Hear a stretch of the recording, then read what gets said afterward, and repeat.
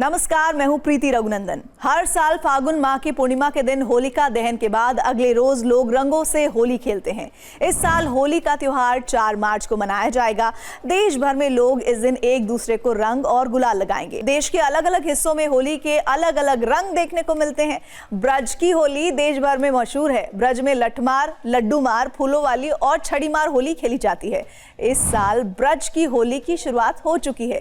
देश में एक ऐसा हिस्सा भी है जहाँ लोग चिता की राख से होली खेलते हैं। ये होली भी बड़ी प्रसिद्ध है। इसे मसान की होली कहा जाता है। इस अनोखी होली को देखने के लिए देशी नहीं बल्कि विदेशों से भी मेहमान आते हैं। ये होली काशी के मणिकर्णिका घाट पर खेली जाती है। आइए जानते हैं कि काशी में कैसे शुरू हुई मसान होली की परंपरा।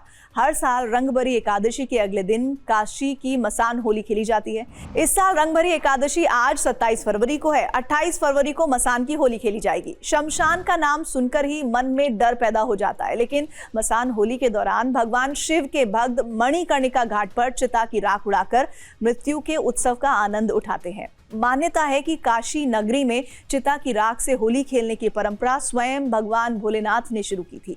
इसके पीछे एक गहरा आध्यात्मिक कारण भी बताया जाता है। शिव अपने विवाह के बाद पहली बार काशी पहुंचे थे। उस दिन लोगों ने होली खेलकर खुशी जाहिर की थी। इस उत्सव में सारे देवी देवता एकत्र हुए थे। शिव पुराण और दुर्गा सप्तशती जैसे ग्रंथों के मुताबिक शंकर भगवान के प्रिय गण भूत, प्रेत, यक्ष और गंधर्व इस उत्सव में शामिल नहीं हो पाए थे। इसके बाद भोलेनाथ ने फागुन माह के शुक्ल पक्ष की द्वादशी पर मणिकर्णिका घाट पर शमशान में अपने गणों के साथ भस्म की होली खेली थी। तभी से काशी में मसान होली खेलने की परंपरा चली आ रही है।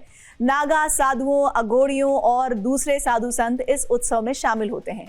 मणिकर्णिका घाट पर बाबा महाशमशान नाथ और माता मसान काली की आरती होती है।